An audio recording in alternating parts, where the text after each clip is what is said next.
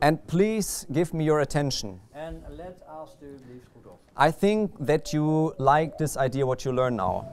Ik denk dat u het fijn vindt om het idee wat u nu leert, om dat te leren. Go once back to Hebrews chapter 9. We gaan nog eenmaal terug naar Hebreeën 9. We have read this text already. We hebben deze tekst al een keer gelezen. But we want to ask now some other questions. Maar we willen nu enkele andere vragen stellen. Hebrews chapter 9. Hebreeën 9. Verse 17. Vers 17. Or 16 and 17. Vers 16 en 17. Okay. Vers 16, Hebreeën 9. Immers, waar een testament is, daar is het noodzakelijk dat de dood van de maker van het testament vastgesteld wordt. Want het testament is bindend na iemands dood. Het wordt immers nooit van kracht zolang de maker van het testament nog leeft. So we have understood that the testament is the will of a person. We hebben begrepen dat het testament de wilsuitdrukking is van iemand. Now, when came this according to those texts? Wanneer kwam volgens deze tekst? When came the new covenant into existence? Wanneer ontstond het nieuwe verbond? When was it ratified? Wanneer werd het onderschreven? We said this already. We zeiden het al. Don't be shy. Wees niet schuw. It was Het was at the cross. Yeah? aan het kruis. It was ratified on the Het cross. was onderschreven aan het kruis. It came into effect Het werd toen in effect. because the testator, Want degene die het testament maakte, he died. stierf. Right? God made the everlasting the new covenant. God maakt het eeuwigdurende tot een nieuw verbond. Now think about Het tot this. verbond. Think about this. In the Old Testament, you have, for example, washings. In het Oude Testament heb je bijvoorbeeld wassingen.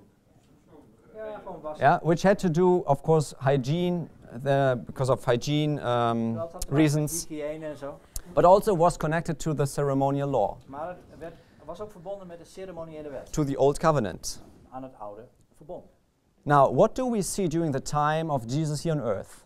Wat zien we in de tijd dat Jezus hier op aarde was? Did he establish something which is compared to the washings? Richtte hij iets op wat eigenlijk verbond houdt met dit wassen? The baptism, right? De doop. Now think about the Passover. Denk eens aan Pascha. Did Jesus introduce or establish something which is compared to the Passover? Heeft Jezus iets ingesteld wat verbonden is met het Pasen? Yes, Avondmaal. the Lord's Supper. De maaltijd van de Heer. Now, did Christ install those things and other things before he died or after he died? Installeerde God deze tekens voordat hij stierf of nadat hij stierf? Before he died, right? Voordat hij stierf, toch? So let's say, would it been possible that if he would have established those things after he died, Zou het mogelijk zijn dat als hij deze dingen had ingesteld nadat hij zou sterven, that those are things of the New Testament? dat dingen zouden zijn van het nieuwe verbond, testament? Would it be possible or not? Zou het mogelijk zijn of niet? Do you understand my question? Otherwise I repeat it. Begrijpt u mijn vraag? Anders herhaal ik het nog even. Would have been possible Zou het mogelijk zijn that, for example, the Lord's Supper dat het avondmaal bijvoorbeeld and other things en andere dingen would have been established, or would have been part of the New Testament een deel van het Nieuwe Testament zouden zijn geweest after the death of na Christ? de dood van Christus?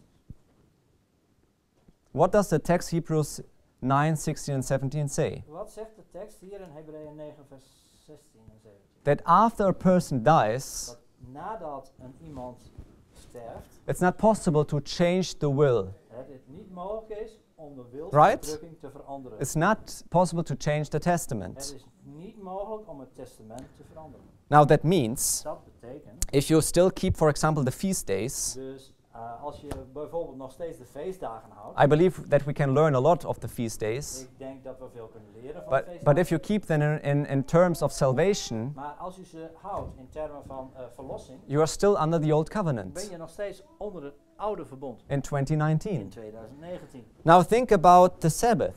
Denk eens over de Sabbat.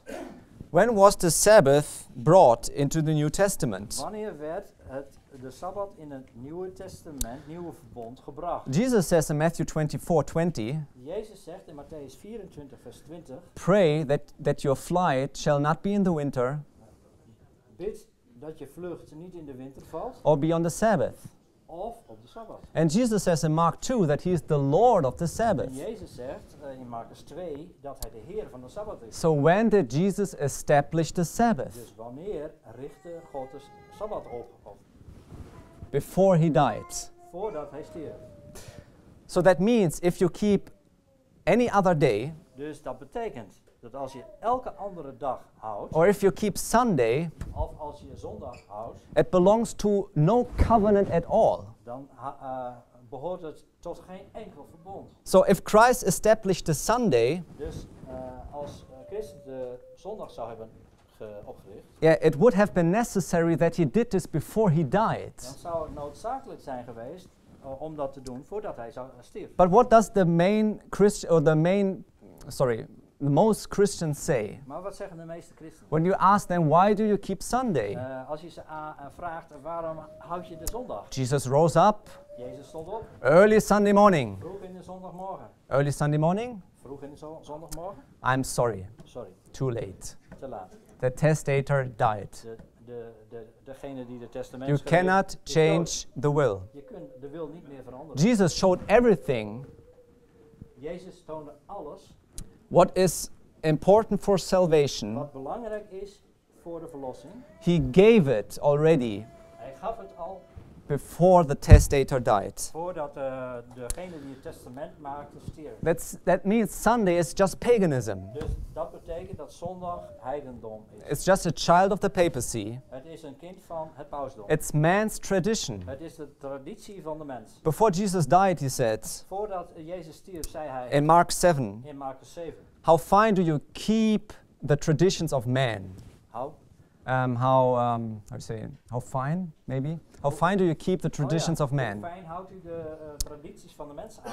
But you throw away God's Maar je commandments. gooit de geboden van God aan de kant. So if I am a Christian Dus als ik een christen ben and I believe in the new en covenant, ik geloof in het nieuwe verbond, then I should accept dan zou ik moeten aanvaarden that when the law is written in my heart, dat wanneer de wet in mijn hart is geschreven, that I love the Lord, dat ik houd van de Heer, not with 8 or 9 commandments, niet met 8 of 9 but with 10 geboden, but with 10 maar met commandments. 10 geboden.